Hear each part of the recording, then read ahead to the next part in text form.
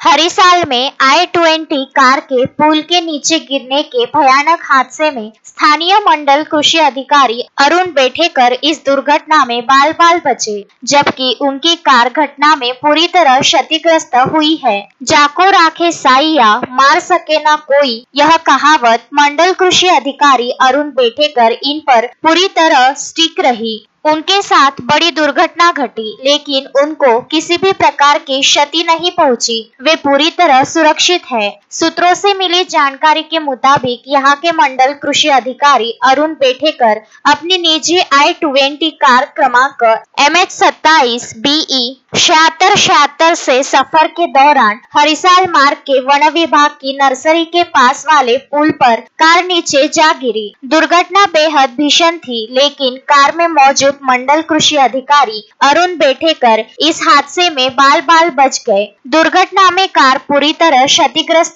हुई है, परंतु सुखद खबर यह भी है कि इस दुर्घटना में कोई जीवित हानि नहीं हुई है। इस घटना के उजागर होते ही उनके निकटवर्ती सहित उनके विभाग के अधिकारी कर्मचारियों ने मोबाइल के माध्यम से संपर्क कर उनके स्वास्थ्य व हालचाल की खबर ली। धारणी अमरावती मार्ग बीते कुछ समय से छोटे बड़े हादसों को लेकर सुर्खियों में बना देखा गया है।